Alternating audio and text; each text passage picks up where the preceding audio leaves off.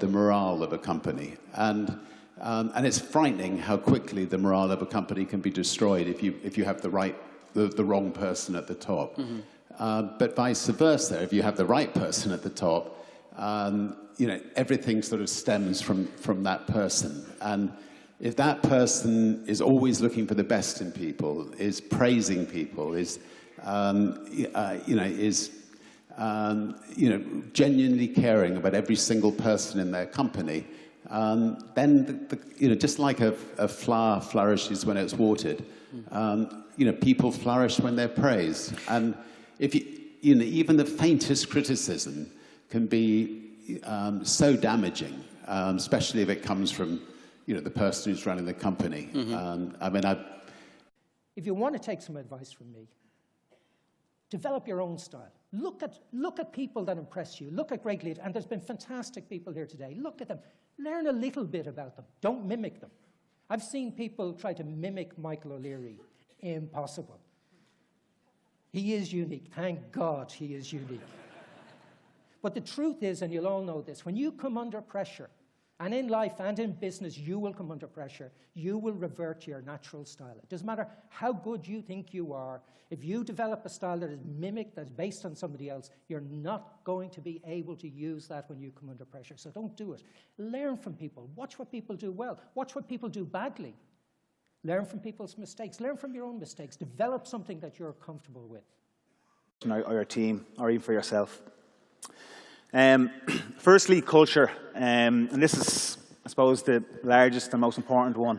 The word culture is bandied around a lot, but it's very hard to define and understand. I call it there, culture is the way you think, act, and interact.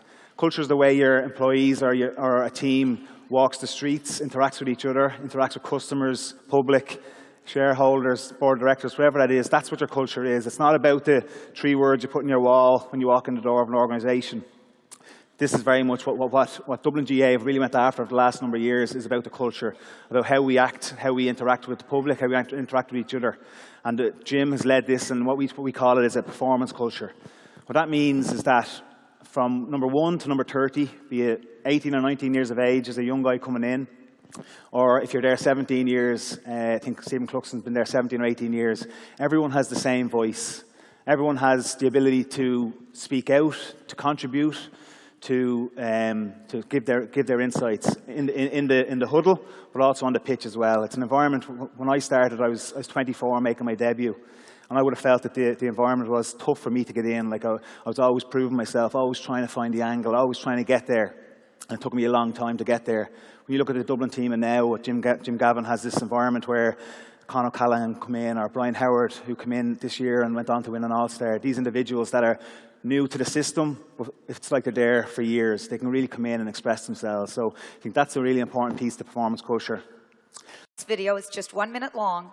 You're going to see a guy riding in a taxi through New York City. And you're going to see it with 2 different musical backgrounds. And I want you to notice how different it looks based on the background of music, which is really the background that we have playing in our lives all the time. So here we go.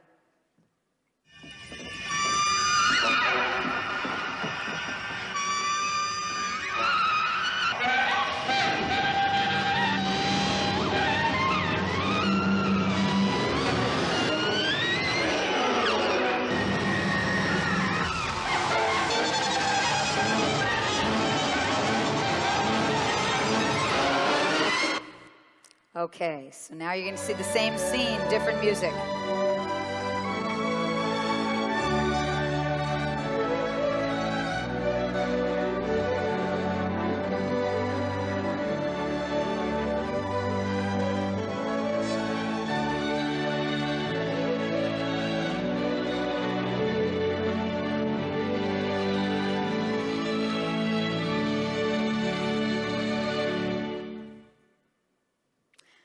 Did you notice a difference? Didn't everything change when the music inside changed? That's our lives. When we start feeling, when we raise our happiness set point, the world may or may not change, but our perception of it completely changes. And for those of you who are wondering if this is selfish, I have to say that I believe it is the least selfish thing that we can possibly do. Because when we're happier, we affect our families, we affect our workplaces, we affect everybody around us. Ultimately, I think we impact the world. So I leave you today, tomorrow I've got some more happiness habits, but I leave you today with a Chinese proverb that sums up really why I care so passionately about this, and it goes like this. Oops, just neat, there we go. It says, when there is light in the soul, there will be beauty in the person. When there is beauty in the person, there will be harmony in the house. When there is harmony in the house, there will be order in the nation. And when there is order in the nation, there will be peace in this world.